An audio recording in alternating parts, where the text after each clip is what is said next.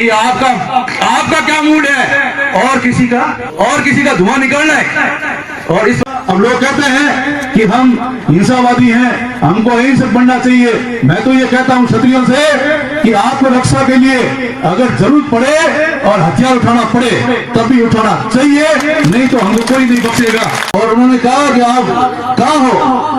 आकर एक बार अपनी आंखों से देखो। अगर आंखों से देखोगे तो हमारी बर्बादी का मंजर आपको खुद को नजर आएगा कि हमारी हालात इन्होंने क्या किया। वास्तव में जब वहां जाकर देखा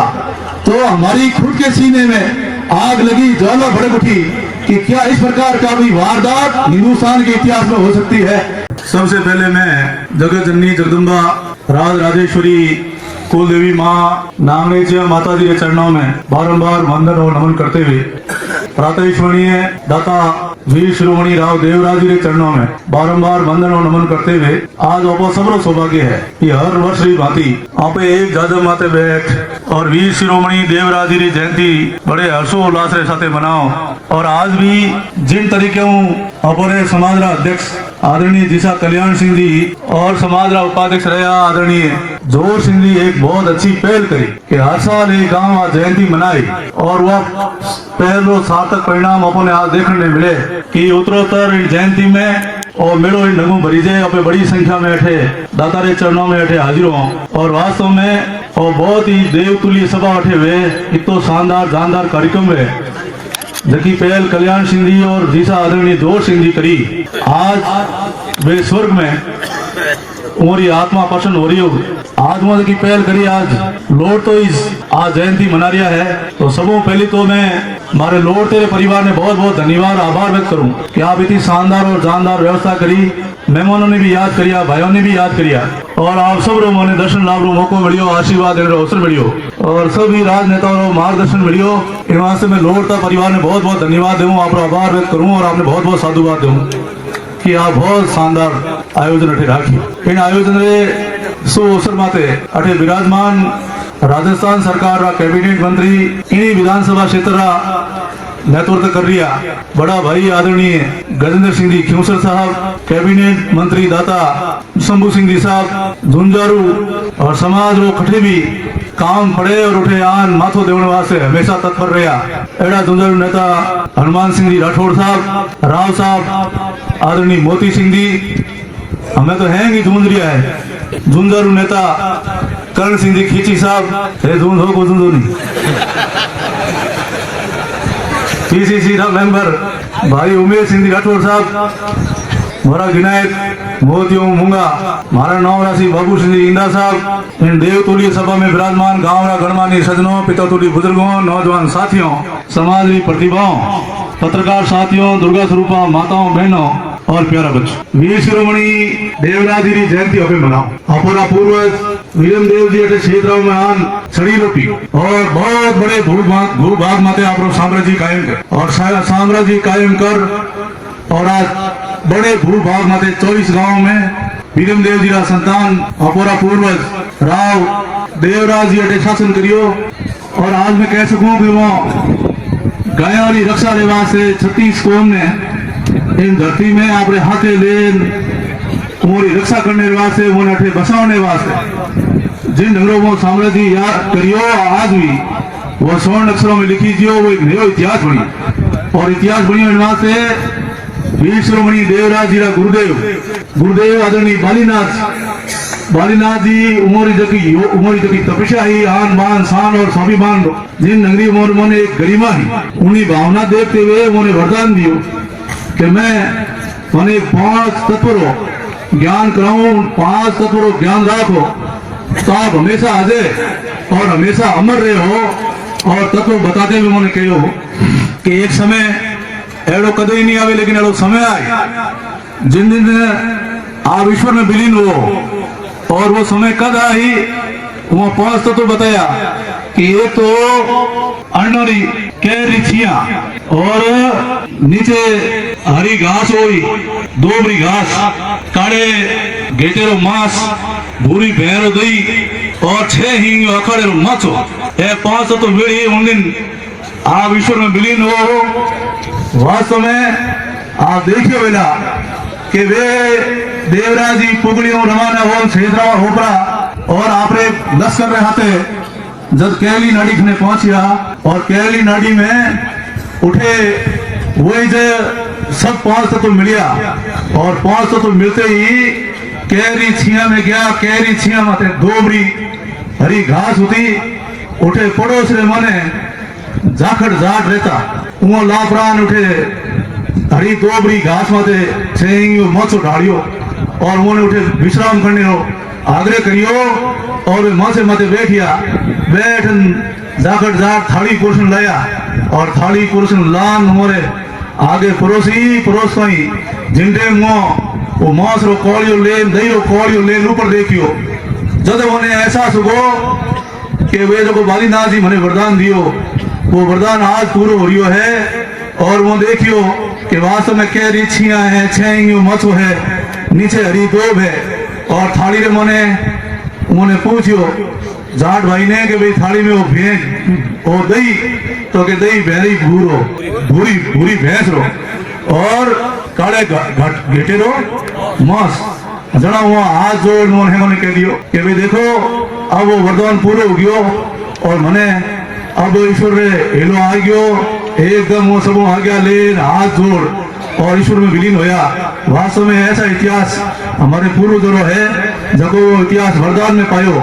और जिनते वे ईश्वर में विलीन होया अपने कहो कि पग पग शूरा देवली पग पग सतिया थान मन डर पेटक मिलता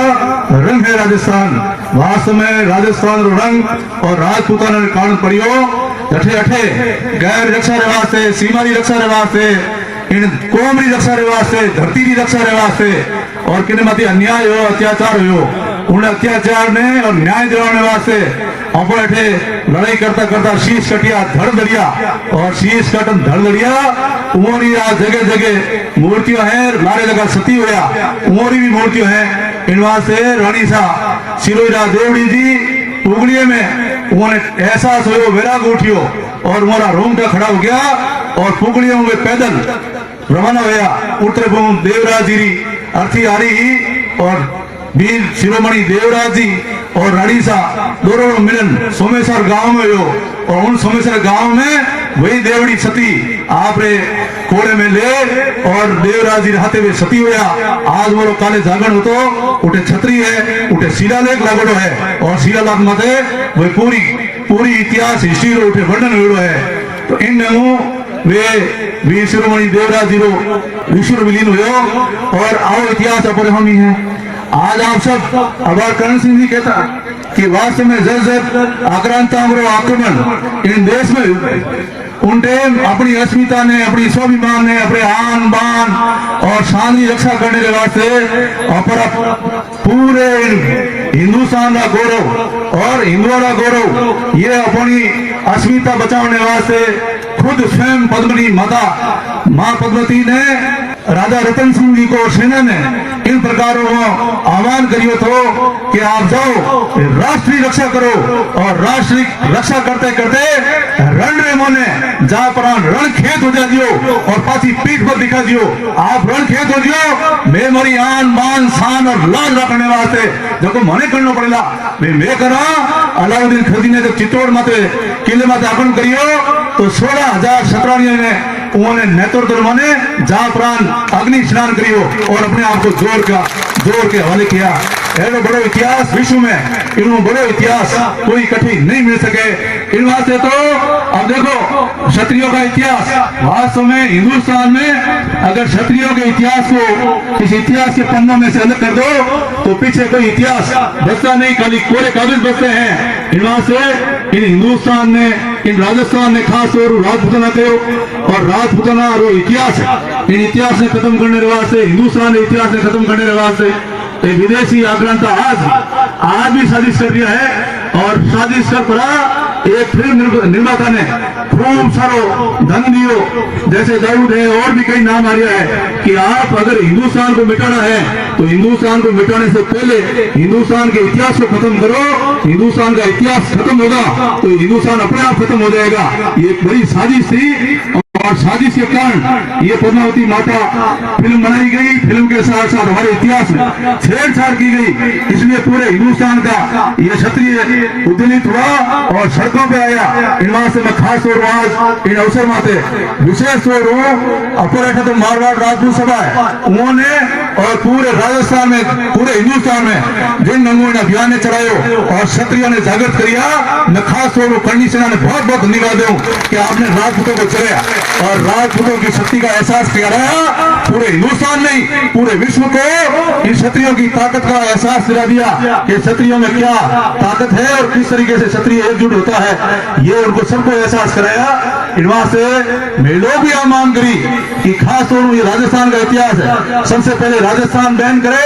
और राजस्थान बैन करे, उसके साथ साथ हमारे सांसद हमें ले जाए और ले जाकर केंद्र में प्रधानमंत्री के वहां जाकर पहल करे कि एक फिल्म दिखाना जो हमारे स्वाभिमान को चोट पहुंचाती है उसको आप बैन करिए और हमको ले जाओ। और वास्तव में फिल्म भी तो रोकनी है, ये फिल्म रुकनी चाहिए। वास्तव में कई बार इस प्रकार की साजिशें होती रही। आज ही मैं आपको कह रहा हूं, अभी क्षत्रियों के रगों के अंदर अपने क्षत्रियों का इतिहास, अपने पूर्वजों का खून दौड़ता है, वो शौर्य आज भी शरीर में जीवित है और आप आगे बढ़कर हमेशा काम करते हैं। मैं अभी 2 दिन पहले यहां से निकल रहा था तो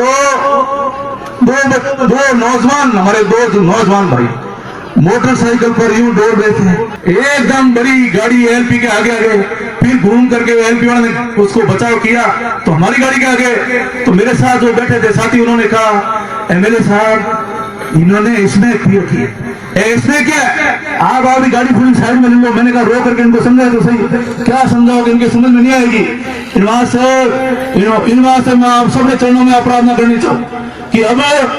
और साजिश हो रही है और कुछ ऐसी जातियां हैं जो हमें कमजोर करना चाहती है या साजिश के साथ हमें कमजोर करना चाहते हैं। इसलिए मैं मेरे पूर्वजों से, मेरे से बड़े उनसे और नौजवान साथियों के चरणों में प्रार्थना करना चाहता हूं कि जो क्षत्रिय की खून में स्वाभिमान है, आन बान शान है और 36 कौम को विश्वास में लेकर उनकी रक्षा करने का बीड़ा कोई उठाता है और वो क्षत्रिय उठाता है। इसलिए क्षत्रियों को नशे का आदी कर दो, उनको हीरोइन पिलाओ, उनको चरस पिलाओ, उनको शराब का आदी करो, उनको नशे का आदी कर दो जिससे वो आंख उठा करके देख नहीं सके और क्षत्रियों की आंख का रंग खत्म हो जाए। जिस दिन क्षत्रियों की आंख में रंग खत्म हो गया तो फिर दूसरी कौमों की रक्षा करने वाला और कोई बचेगा नहीं। इन बात से हमारा आप सब वही निवेदन है कि अगर आज मैं हमने कड़ी बात, क्षत्रियों ने भी आरक्षण की मांग की, गुजरात में बहुत बड़ा पटेलों ने आरक्षण को लेकर आंदोलन किया, राजपूत ने भी किया, लेकिन सुप्रीम कोर्ट का आदेश भी है, आगे भी क्या होने वाला है। लेकिन मैं आपको करवा सच ये कह रहा हूं, अब इसके आगे आरक्षण किसी को मिलने वाला नहीं है। आरक्षण जब नहीं मिलना है तो हम किसी के मोहताज नहीं हो, हम किसी के आगे हाथ नहीं फैलाएं और हम किसी के आगे झुके नहीं, रुके नहीं। इसलिए ये साजिश है। हम हमारे नौजवान साथियों को अगर आगे बढ़ना देखना चाहते हो, इस देश को आगे बढ़ना देखना चाहते हो तो इस देश को कोई आगे बढ़ा सकता है, मां शक्ति बना सकता है, विश्व गुरु बना सकता है, तो केवल मात्र शक्ति ही ये विश्व गुरु और महाशक्ति बना सकता है। इसलिए ये शक्तियों को कमजोर करने की साजिश है। मैं आपसे ये प्रार्थना करना चाहूंगा कि आज भी शिरोमणि देवराज जी के चरणों में ये प्रार्थना करके जाएं कि हम हमारे नौजवानों को नशे के आदी नहीं होने देंगे, इनको कोई नशा नहीं करने देंगे। ये संकल्प लोगे तो ये क्षत्रिय समाज की पूजा होगी, क्षत्रिय समाज का मान सम्मान बढ़ेगा और क्षत्रिय का सब सम्मान करेंगे। वहां से हमारा सबको निवेदन है कि अगर आप बात हमारी आपने ठीक लगी है तो हाथ खड़ा कर हमारा समर्थन करो कि हम अपने राजपूत युवाओं को नशे से दूर रखेंगे। मैं तो कभी चाहती हूँ वे कहना है वहां से हमारा सब छोटा भैया नौजवान है कि आप अपनी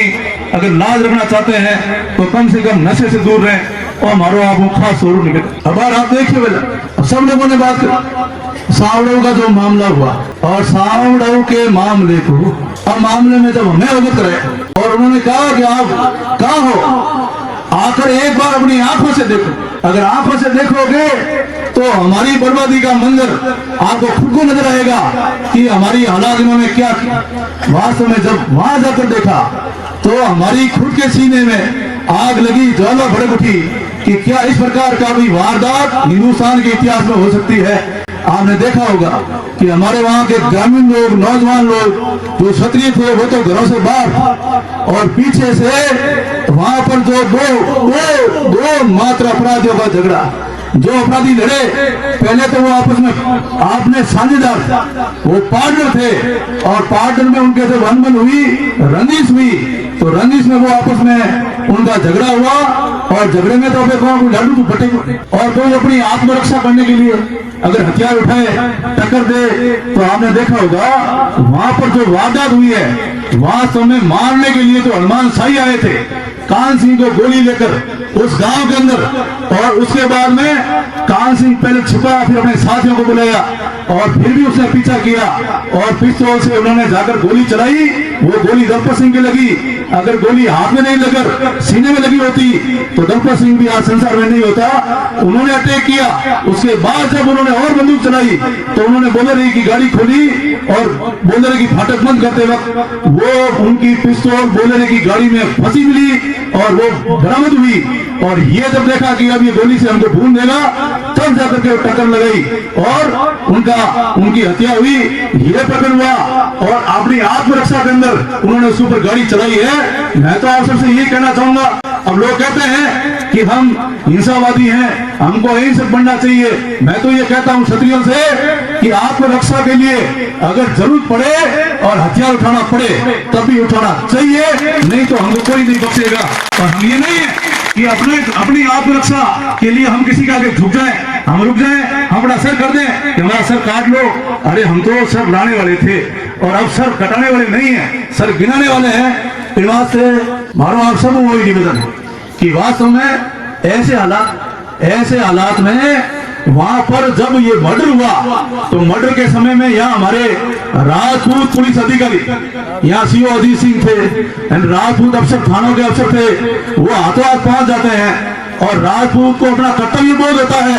और कर्तव्य बोध होता है तो कर्तव्य निभाने के लिए हमारे राजपूत अधिकारी हाथों हाथ मर्डर करने वाले जो मुलजिम हैं वो चारों मुलजिम गिरफ्तार करते हैं, और उसमें 6 मुलजिम ट्रेसड होते हैं,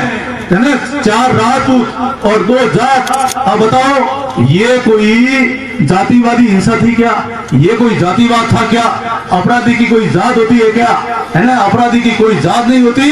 और न ये कोई जातिवाद मामला था, ये आपस रंजिश का मामला था। और रंजिश के मामले में जिस दिन मर्डर होता है उसी दिन आसपास के गांव के हजारों लोग वहां इकट्ठे होते हैं, और होकर के सबसे पहले दिन तो 4 दुकान जलाते हैं, तभी कोई कार्रवाई नहीं। दूसरे दिन उन समाज के बड़े बड़े नेता आते हैं, भड़काऊ भाषण देते हैं, और भड़काऊ भाषण के अंदर ये खुला कहते हैं कि आपका क्या मूड है, और किसी का धुआं निकालना है, और इस प्रकार से आह्वान करते हैं, खुला आह्वान करते हैं। इन बात से मैं आप सबको निवेदन करूं कि आपने देखा होगा इसके क्षत्रियों के अंदर तो क्षत्रियों का इतिहास उज्जवल है, और क्षत्रियों के इतिहास में राजा हरिश्चंद्र हुए, और राजा हरिश्चंद्र ने सच्चाई पर, सत्यवादी सत्य के मार्ग पर चलने के लिए उनको अपना धर्म और कर्तव्य वो था, इसलिए इकलौता बेटा जिसकी देह सामने थी, लेकिन शमशान में अंतिम संस्कार करने के लिए न तो राजा हरिश्चंद्र के पास पैसा था, न उनकी धर्मपत्नी के पास था, इसलिए उन्होंने अपने कर्तव्य बोध के कारण, अपना कर्तव्य निभाने के कारण अपने बेटे का दाह संस्कार नहीं होने दिया। और एक तरफ आप देखो कि दूसरे दिन 4 बजे से लगा करके रात को 1 बजे तक खुला तांडव चला, और तांडव भी ऐसा चला कि उनको जो सामान पसंद आया वो तो गांठे बांधकर सामान ले गए, और सामान के अलावा घरों में घुस करके हमारी बहन की शादी थी, दहेज का सामान था, सोना चांदी गहना थे, वो सारा सामान ले गए, पेटियां गहने की वहीं छोड़ दी, सारा सामान ले गए, और घर को वो आग के हवाले करके चले गए। यही था। और पुलिस के बड़े बड़े अधिकारी, डीवीएसपी विभाग, थानेदार विभाग वहां थे, उनके सामने ये तांडव था, और ये तांडव उनको कर्तव्य बोध नहीं था। वास्तव में ये तांडव जब हुआ तो तब हमें एहसास हुआ कि उन्होंने अपना कर्तव्य नहीं निभाया, और वास्तव में अगर वहां पर ये कांड हुआ और अधिकारी थे, आज मैं कह रहा हूं उन अधिकारियों में कर्तव्य बोध निभाने वाला राजपूत अधिकारी नहीं था। अगर राजपूत अधिकारी होता तो ये वहां ऐसे हालात नहीं होते। वो अधिकारी थे, उनकी भी जांच हुई और जांच होने के बाद पूरी कार्रवाई हुई। इसलिए मैं कहना चाहूंगा आपसे कि कितने घर जलाए, पहले दिन, दूसरे दिन, और आज सावड़ू गांव में 600 घरों की बस्ती है हमारे राजपूतों की, लेकिन वहां किसी ने तलवार उठाकर के सामना नहीं किया, वहां किसी ने बंदूक उठाकर उनके सामने गोली नहीं चलाई। अगर कोई क्षत्रिय बाहर निकलता तलवार लेकर के या बंदूक लेकर के तो उनकी हिम्मत नहीं होती और वो दौड़ जाते। मैं कहना चाहता हूं कि आज जो हालात हो रहे हैं यहाँ पर, जितने भी अड़ोस पड़ोस में हैं, चाहे वो मस्जिदें हैं, चाहे मदरसे हैं, सब जगह अवैध हथियार पड़े हैं और वो हथियार कभी भी जो यहाँ हुआ है ऐसा आक्रमण कभी हो सकता है। इसलिए क्षत्रियों के चरणों में प्रार्थना करना चाहता हूं कि आप अपने उन शस्त्रों को जंग मत लगने दो, और शस्त्र नहीं है तो जिस राजपूत के घर में शस्त्र नहीं है वो क्षत्रिय नहीं है। इसलिए मैं आपसे कहना चाहता हूं कि अब आप अपने